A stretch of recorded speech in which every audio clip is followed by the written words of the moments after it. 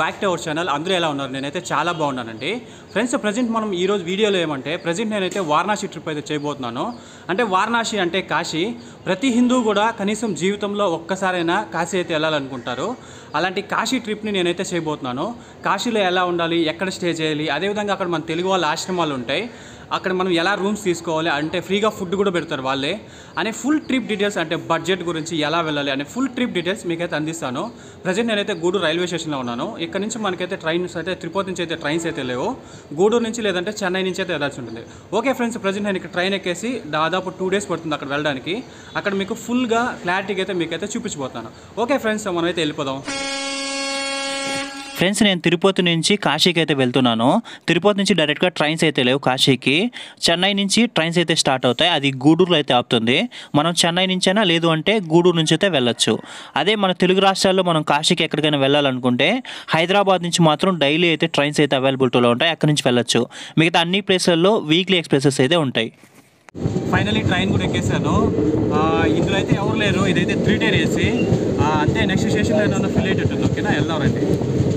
Friends, ఫైనల్గా నేను train అయితే ఎక్కేసాను. మీరు కానీ కాశీ వెళ్ళాలనుకుంటే మ్యాక్సిమం ఫ్లైట్లో వెళ్ళడానికి ట్రై చేయండి. మీకు 2 days టైం వేస్ట్ అయినా పర్లేదు అనుకుంటే మీరైతే ట్రైన్లో వెళ్ళండి. ట్రైన్లో వెళ్ళారంటే మీరు ట్రైన్ టికెట్స్ అనేది 15 రోజుల ముందే బుక్ చేసుకోండి. మీకు స్లీపర్ క్లాస్ అనేది ఈజీగా దొరుకుతుంది, ఒక 800 రూపీస్లో. అదే మనం అప్పటికప్పుడు కావాలంటే నేను ఈ 3 tier AC చేసుకున్నాను తత్కాల్లో. నాకు 2500 రూపాయలు అయితే పడ్డది.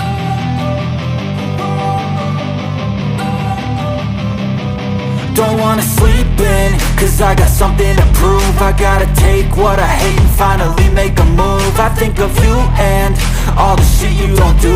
ఫ్రెండ్స్, వెళ్ళేటప్పుడు నాగ్పూర్ జంక్షన్లో ట్రైన్ అయితే ఆపింది. ఈ నాగ్పూర్లో ఈ ఫుడ్ అనేది తీసుకున్నా, అస్సలు ఏమాత్రం బాగాలేదు.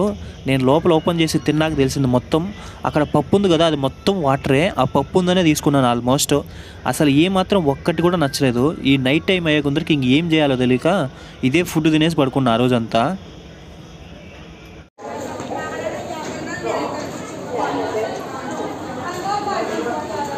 ఫైనల్గా వారణాసి రైల్వే స్టేషన్లో దిగేశాను. ఇక్కడ నుంచి మొత్తం చలిగా ఉంది. దాదాపు 2 days తర్వాత నేను ఎక్కిన నుంచి 2 days తర్వాత ఈరోజు మార్నింగ్ 5 o'clock అంతా నేను వారణాసిలో దిగాను. ఇక్కడ నుంచి బయట వెళ్ళేసి మనం ఇక్కడ ఏదైనా వెహికల్ ఉంటే తీసేసుకొని కొంచెం వేరే రూమ్స్ అయితే తీసుకోవాలి. అక్కడికి వెళ్ళి మీకు మొత్తం అయితే చూపిస్తాం. ఓకేనా, వెళ్దాం రండి. కాశీలో మనం ఈ రైల్వే స్టేషన్లో ట్రైన్ దిగగానే మనకు ఇలాంటి పెయింటింగ్స్ అనేది మనకు కనపడుస్తాయి. కాశీ హిస్టరీ ఎక్స్ప్లెయిన్ చేసినట్టు ఇలాంటి పెయింటింగ్స్ అనేది నీట్గా ఉంటాయి. చాలా ఆసమ్గా ఉంటాయి అసలు చూడడానికి ఈ పెయింటింగ్స్ అనేటివి. ఇదే వారణాసి రైల్వే స్టేషన్ బ్యాక్గ్రౌండ్. మొత్తం చూడండి, పొగమంచు ఎలా ఉందో, మొత్తం చలే. ఏమాత్రం అసలు తీయడానికి కూడా కావట్లేదు, అందుకే నేను తీయట్లేదు. ఇక్కడ నుంచి ఏదైనా తీసుకొని మనం అయితే వెళ్దాం. ఏదైనా ఓలా కార్ అయితే బుక్ చేశాను, అది వస్తుంది, తీసుకొని అయితే వెళ్దాం. ఓకేనా, వెళ్దాం రండి.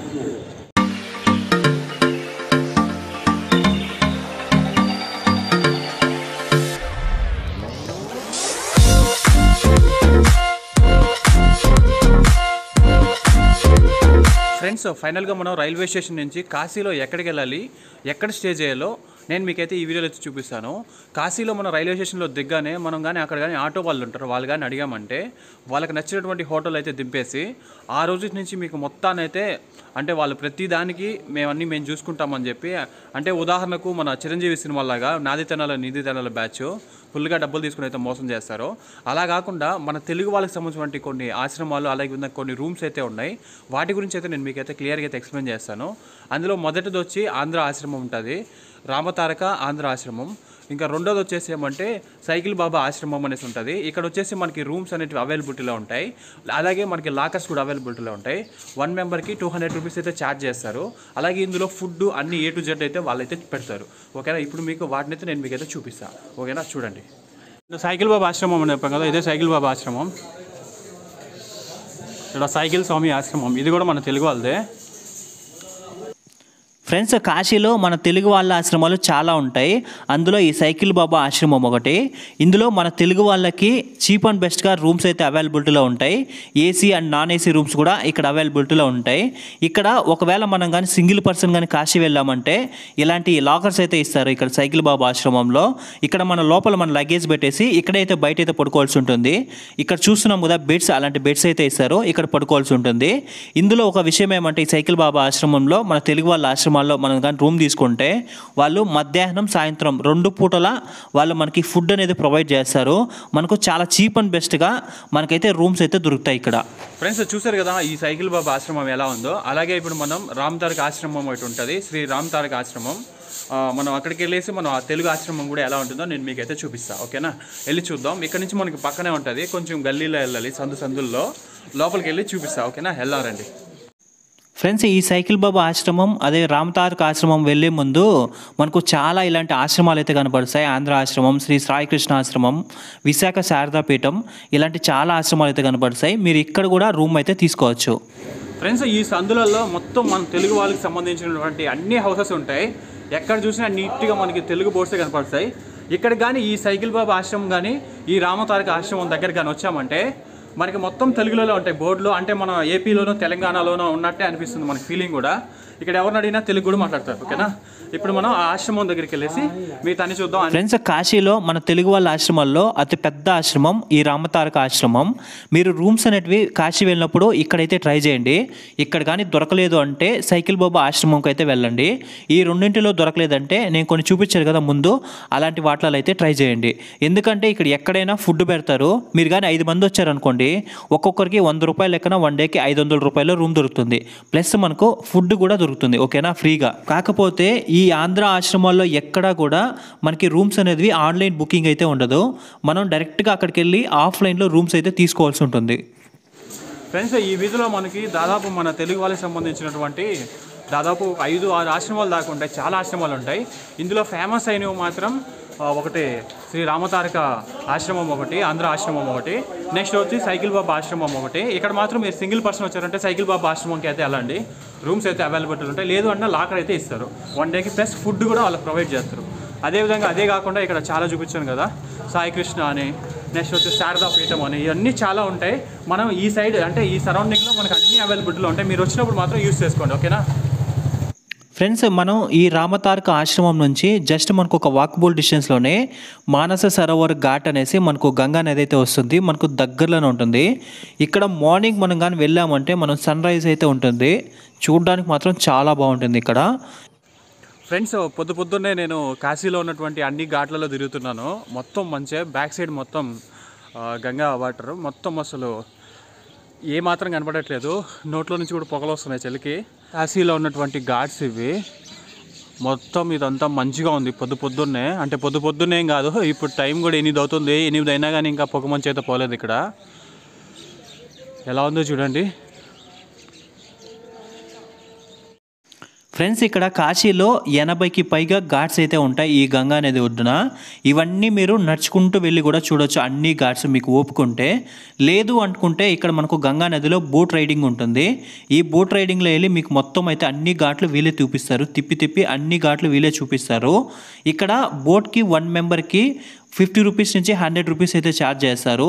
అదే మనం కానీ ప్రైవేట్గా కానీ వెళ్ళాలనుకుంటే ఒక బోట్కి 1000 రూపీస్ వరకు అయితే వాళ్ళైతే ఛార్జ్ చేస్తారు.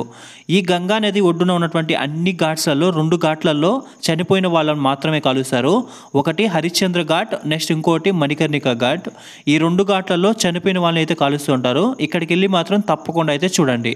ఫ్రెండ్స్, ఇక్కడ గంగా నది ఒడ్డున పిండ ప్రదానం అయితే చేస్తూ ఉంటారు చనిపోయిన వాళ్ళకు. మీరు ఎవరైనా సరే పిండ ప్రదానం చేయాలనుకుంటే మీరు ఏమీ తీసుకెళ్లాల్సిన అవసరం లేదు, అన్నీ వాళ్ళే తెచ్చుకుంటారు. మీరే అక్కడికి వెళ్ళి పిండ ప్రదానం అయితే చేయొచ్చు. 1 మెంబర్కి 1000 రూపీస్ నుంచి వాళ్ళు 15,000 వరకు మీకైతే ఛార్జ్ చేస్తారు. ఇదే గంగా హారతి ఇచ్చే ప్లేస్ అంతా. అంటే ఇంకా ఇప్పుడైతే ఇంకంతా రెడీ చేస్తున్నారు. ఇంకో 1 అవర్లో గంగా హారతి అయితే మనకుంటుంది, చూడొచ్చు. ఫ్రెండ్స్, కాశీలో గంగా హారతి అనేది అతి ముఖ్యమైనది. ఈ గంగా హారతి కాశీలో ఉన్నటువంటి అశ్వమేధ ఘాట్లో ప్రతిరోజు సాయంత్రం 7 గంటలకైతే గంగా హారతి అయితే ఇస్తారు. ఈ గంగా హారతిని మనం బోట్ నుంచి కూడా మనం చూడొచ్చు. బోట్ నుంచి మనం చూడాలంటే 1 మెంబర్కి 100 రూపీస్ నుంచి 200 వరకు అయితే వాళ్ళు ఛార్జ్ చేస్తారు. లేదు అంటే మనం నార్మల్గా చూడాలంటే మనం ఎంత త్వరగా అశ్వమేధ ఘాట్కి వస్తే అంత ముందు నుంచి అయితే చూడొచ్చు. ఇక్కడ చలికాలంలో గంగా హారతి 6:30కే గంగా హారతి అయితే ఇవ్వడం జరుగుతుంది. ఫ్రెండ్స్, ముందుగా మనం కాశీలో రావాలంటే ఫస్ట్ మనం కాలభైరవ స్వామి టెంపుల్లోకి వెళ్ళి దర్శనం అయితే చేసుకోవాల్సి ఉంటుంది. ఈ కాలభైరవ స్వామి ఎలా అంటే కాశీలో ఉన్నటువంటి, అంటే ముందు ఈయన పర్మిషన్ తీసుకున్న తర్వాతే కాశీలో ఉన్నటువంటి విశ్వనాథ స్వామిని అయితే దర్శించుకోవాల్సి ఉంటుంది. కాబట్టి ముందుగా మనం కాశీ విశ్వనాథ్ని దర్శించుకోబోయే ముందు ఈ కాలభైరవ టెంపుల్ అయితే దర్శించుకుందాం. ఓకేనా? ఇప్పుడు మనం అక్కడికి వెళ్ళి దర్శనం ఎలా చేసుకోవాలో చూపిస్తాం. ఓకే, చూద్దామండి. ఫ్రెండ్స్, ప్రజెంట్ నేను రూమ్ నుంచి కొంచెం బయట వచ్చేసి కాలభైరవ టెంపుల్ దగ్గరికి వెళ్తున్నాం. ఫస్ట్ నేను ఇందాక చెప్పాను కదా కాలభైరవ టెంపుల్ ఎందుకు వెళ్ళాలో. రిక్షాలో అయితే వెళ్తున్నాం. కొంచెం 1 కిలోమీటర్ అయితే ఉంటుంది ఇక్కడ నుంచి. అక్కడికి వెళ్ళేసి మిగతా వీడియో అయితే మీకు ఎంతో చూపిస్తాం. ఓకేనా? వెళ్దామండి. ఫైనలీ మనం ఆ టెంపుల్ దగ్గరికి వచ్చాం. ఆ టెంపుల్ యొక్క ఎంట్రీ చూడండి ఎలా ఉంటుందో, చాలా చిన్నదిగా ఉంటుంది. ఇప్పుడు మనం లోపలికి వెళ్ళి దర్శించుకుందాం. ఓకేనా? వెళ్దామండి. ఇప్పుడు మనం కాశీలో ఉన్నటువంటి కాలభైరవ టెంపుల్ దగ్గర ఉన్నాం. కాశీలో కాశీ విశ్వనాథుని దర్శించుకోవాలంటే ముందుగా మనం ఈ కాలభైరవ టెంపుల్లోకి వెళ్ళి దర్శనం చేసుకున్న తర్వాతే మనం కాశీ విశ్వనాథుని దగ్గరికి అయితే వెళ్ళడం అయితే జరుగుతుంది. అందుకే నేను ఈ టెంపుల్ని అయితే చూపిస్తున్నా. ఈ టెంపుల్ కాశీ విశ్వనాథ స్వామి టెంపుల్ దగ్గర నుంచి దాదాపు ఒక 3 కిలోమీటర్ల దూరంలో అయితే ఉంటుంది. మీరు కూడా కాశీ వెళ్ళినప్పుడు ఈ టెంపుల్లో దర్శనం చేసుకున్న తర్వాతే కాశీ విశ్వనాథుని అయితే దర్శనం అయితే చేసుకోండి. ఫ్రెండ్స్, ఈ కాలభైరవ టెంపుల్ చూసిన వెంటనే మనకు ఎగ్జాక్ట్ ఆపోజిట్ వేలో మహామృత్యుంజయ మందిర్ ఉంటుంది. ఈ టెంపుల్కి మాత్రం చాలా ప్రాముఖ్యత అయితే ఉంది. ఇప్పుడు వెళ్దాం రండి. ఫ్రెండ్స్, ప్రజెంట్ మనం కాశీలో ఉన్నటువంటి మహామృత్యుంజయ మందిర్లో ఉన్నాం. అక్కడ బాగున్నది కదా, ఆ బావులో వాటర్ అయితే మనకి సార్ తాగడానికి. వాటి ఫుల్ హిస్టరీ నేనైతే ఇప్పుడు మీకైతే చూపిస్తా. ఓకేనా? చెప్తూ ఉంటాను. ఓకే, వెళ్దాం రండి. ఫ్రెండ్స్, ఈ మహామృత్యుంజయ మందిర్లో ఒక పెద్ద బావి అయితే ఉంటుంది. ఈ బావిలో ఉన్నటువంటి వాటర్లో ఎటువంటి రోగాలకైనా తగ్గించే మహామూలికలన్నీ ఈ బావిలో ఉన్నాయని ఇక్కడ వాళ్ళ నమ్మకం. ఈ బావిలో ఉన్నటువంటి వాటర్ని కానీ మనం కానీ తాగితే మనకు ఉన్నటువంటి ఎటువంటి రోగాలైనా పోతాయని ఇక్కడ వాళ్ళు ఈ బావి వాటర్ని మనకైతే ఇస్తూ ఉంటారు. ఈ టెంపుల్లోకి వచ్చినటువంటి ప్రతి ఒక్కరు కూడా ఈ బావిలో ఉన్నటువంటి వాటర్ని అయితే తాగుతూ ఉంటారు ఇక్కడ. ఇప్పుడు మనం కాశీలో మెయిన్ టెంపుల్ అయినటువంటి కాశీ విశ్వనాథ స్వామి యొక్క టెంపుల్ దర్శనానికి అయితే వెళ్దాం. ఈ టెంపుల్లో నార్మల్గా ఉన్నప్పుడైతే 1 అవర్లో మనకు దర్శనం అయిపోతుంది. అదే రద్దీగా ఉంటే ఒక 3 అవర్స్ అయితే మనకు టైం పడుతుంది. ఇక్కడ మనం గేట్ నెంబర్ 1 అనేసి ఉంటుంది. ఈ గేట్ నెంబర్ 1 నుంచి మనం లోపలికి వెళ్ళామంటే మనం కాశీ విశ్వనాథ స్వామి యొక్క టెంపుల్ యొక్క లోపలికి అయితే వెళ్ళొచ్చు. ఇదే మనకి మెయిన్ టెంపుల్కి వెళ్ళే దారి. మొత్తం సందులుగా ఉంటుంది. లోపలికి వెళ్తే మొత్తం సందులుగా ఉంటుంది. వెళ్ళే ముందు మనకు సాక్షి గణపతి టెంపుల్ అయితే వస్తుంది. అక్కడైతే దర్శనం చేసుకొని మళ్ళీ అయితే వెళ్ళాల్సి ఉంటుంది. ఇప్పుడు మనం సాక్షి గణపతి అమ్మవారి గణపతి టెంపుల్ దగ్గరికి వెళ్దాం. ఓకేనా?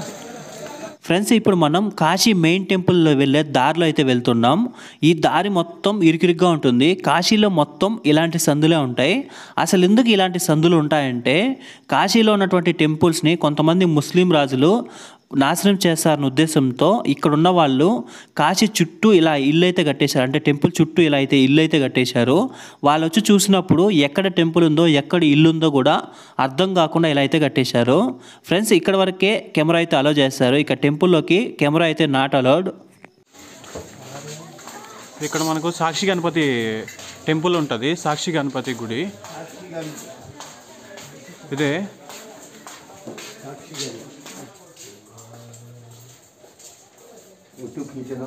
ఫ్రెండ్స్, ఇప్పుడు మనం చూసిన సాక్షి గణపతి టెంపుల్ ఇది. ఈ టెంపుల్ని ముందు మనం దర్శనం చేసుకోబోయే ముందు, మెయిన్ టెంపుల్లో వెళ్ళే ముందు, కాశీ విశ్వనాథ్ని దర్శనం చేసుకో ముందు ఈ గణపతిని అయితే దర్శించుకుంటారు. కాకపోతే నేను వచ్చినప్పుడు కొంచెం క్లోజ్గా ఉంది. లోపలికి అయితే వచ్చి చూపించా. ఓకేనా? ఇప్పుడు మనం మెయిన్ టెంపుల్ దగ్గరికి అయితే వెళ్దాం. ఫ్రెండ్స్, ఇప్పుడు మనం కాశీ మెయిన్ టెంపుల్లోకి అయితే దర్శనానికి అయితే వెళ్దాం. ఈ కాశీ మెయిన్ టెంపుల్లోకి కెమెరాస్ కానీ హ్యాండ్ బ్యాగ్స్ కానీ నాట్ అలో, లోపలికి అయితే అలో అయితే చేయరు. ఈ కాశీ మెయిన్ టెంపుల్లోకి మనం కానీ ఉదయం 5:30 నుంచి 6:30 లోపల కానీ మనం వెళ్ళామంటే స్పర్శ దర్శనం అయితే అవైలబిలిటీలో ఉంటుంది. మనం డైరెక్ట్గా శివుణ్ణి మన చేతితో అయితే తాకవచ్చు. అదేవిధంగా ప్రతిరోజు సాయంత్రం 5:30 నుంచి 6:30 వరకు మళ్ళీ స్పర్శ దర్శనం అయితే తిరిగి స్టార్ట్ అవుతుంది. అప్పుడు వెళ్ళినా కానీ మనం డైరెక్ట్గా శివుణ్ణి చేతితో తాకవచ్చు. మిగతా టైంలో కానీ మనం కానీ వెళ్ళామంటే నార్మల్గా దర్శనం అయితే చేసుకొని అయితే బయట అయితే రావాల్సి ఉంటుంది. ఈ టెంపుల్ నుంచి మనకు బయటకు రాగానే మనకు అన్నపూర్ణేశ్వరి టెంపుల్, విశాలాక్షి అమ్మవారి టెంపుల్స్ కూడా అయితే మనకైతే ఉంటాయి. ఈ 3 టెంపుల్స్ని మనం దర్శనం చేసుకోవాలంటే మనకు రష్ ఎక్కువగా ఉంటే 2 అవర్స్ అయితే టైం పడుతుంది. మిగతా టైంలో మనకి 1 అవర్లో ఈ 3 టెంపుల్స్ని మనం అయితే దర్శనం అయితే చేసుకురావచ్చు. ఫ్రెండ్స్, ఇప్పుడు మనం కాశీలో వారాహి మాత టెంపుల్ వద్దకైతే వెళ్దాం. ఈ వారాహి మాత కాశీ మొత్తానికి కాపలా కాస్తుంది. అంటే మొత్తం ఊరు మొత్తానికి కాపలా కాస్తుంది అంటారు కదా, అలా ఈ వారాహి మాత కాశీ మొత్తం పట్టణానికి మొత్తం కాపలా కాస్తుంది. ఈ టెంపుల్ మార్నింగ్ 6 గంటల నుంచి 9 గంటల అంటే ఉదయం 6 నుంచి 9 వరకు మాత్రమే ఓపెన్లో ఉంటుంది. మిగతా అంతా క్లోజ్ చేస్తారు. దాని తర్వాత అమ్మవారు అయితే నిద్రపోతారంట, ఎప్పుడు నిద్రలోనే ఉంటారు. మళ్ళీ మార్నింగ్ 6 గంటలకైతే ఓపెన్ చేస్తారు. మీరు వెళ్ళి చూడాలంటే ఈ 6 నుంచి 9 లోపల వెళ్ళి చూడాలి. ఇందులో లోపలికి వెళ్ళామంటే ఒక చిన్న రంధ్రంలో నుంచి మాత్రమే అమ్మవారిని అయితే చూడాల్సి ఉంటుంది. మనం ఓన్లీ కాళ్ళు మాత్రమే కనపడతాయి. మీకు మొత్తాన్ని అయితే నేను చూపిస్తాను, ఓకేనా. ఇప్పుడు మనం గంగానది ఒడ్డున ఉన్నాం. ఇక్కడ నుంచి వచ్చేసి మనం లోపలికి వెళ్ళాల్సి ఉంటుంది. ఓసారి చూపిస్తా, ఓకేనా. కాశీలో అతి ముఖ్యమైన టెంపుల్లలో ఈ టెంపుల్ కూడా ఒకటి. ఈ టెంపుల్కి మనం వెళ్ళాలనుకుంటే గంగానది ఒడ్డున త్రిపుర భైరవి అనే ఘాట్ ఉంటుంది. ఆ ఘాట్ నుంచి మనకు పైన స్టెప్స్ వస్తాయి. ఆ స్టెప్స్ గుండా మనం పైకి వెళ్ళామంటే ఈ టెంపుల్ అయితే వస్తుంది. ఈ టెంపుల్ కూడా మొత్తం సందులలోనే ఉంటుంది. మనకు అక్కడికి వెళ్ళి ఎవరిని అడిగినా సరే ఈ టెంపుల్ గురించి అయితే వాళ్ళు చెప్తారు. ఈ టెంపుల్లో అమ్మవారి మొత్తాన్ని అయితే అంటే అమ్మవారి విగ్రహాన్ని మనమైతే చూడలేము. కేవలం ఒక రంధ్రం గుండా అమ్మవారి పాదాన్ని మాత్రమే చూడగలుగుతాము. ఈ అమ్మవారు ఉగ్ర రూపంలో ఉంటారని, కాబట్టి మనం అమ్మవారిని చూస్తే మనం తట్టుకోలేమని అమ్మవారి పాదాన్ని మాత్రమే కేవలం ఒక రంధ్రం గుండా మనం లోపలికైతే చూడాల్సి ఉంటుంది. అమ్మవారు మొత్తం భూగర్భంలో ఉంటారు ఈ టెంపుల్లో. ఈ టెంపుల్లో ఈ అమ్మవారు ఇక్కడ ఫేమస్.